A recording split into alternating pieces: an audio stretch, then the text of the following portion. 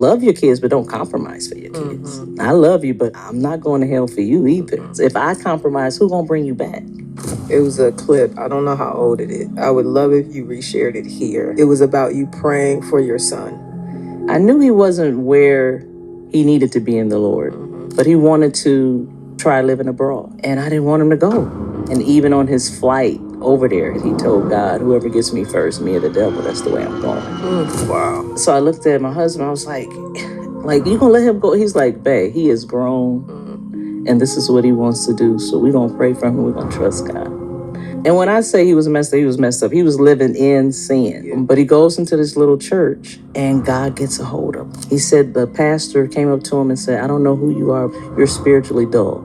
And they began to prophesy over him. The next time he called us, he said, God is real. Wow. And so I was like, well, I've been telling you that all your life. And when he left, of course, I'm praying, crying out to God, Lord, bring my son home, bring him home. And then when I got that call, and I could hear it in his voice, and I was just like, okay. So when I hung up, I was like, Lord, he ain't never got to come back. God took him and just transformed him. He came back home saying, we got to fast, we got to pray. And I'm just like, who is this person? And I just begin to thank God. And I remember the Holy Spirit saying, I did all of this and you were nowhere around. Woo!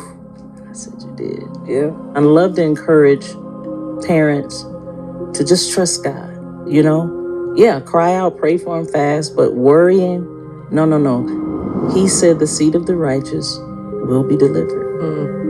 You got to hold on to that. No matter how dark. And I tell parents, love your kids, but don't compromise for your kids. I love you, but I'm not going to hell for you either.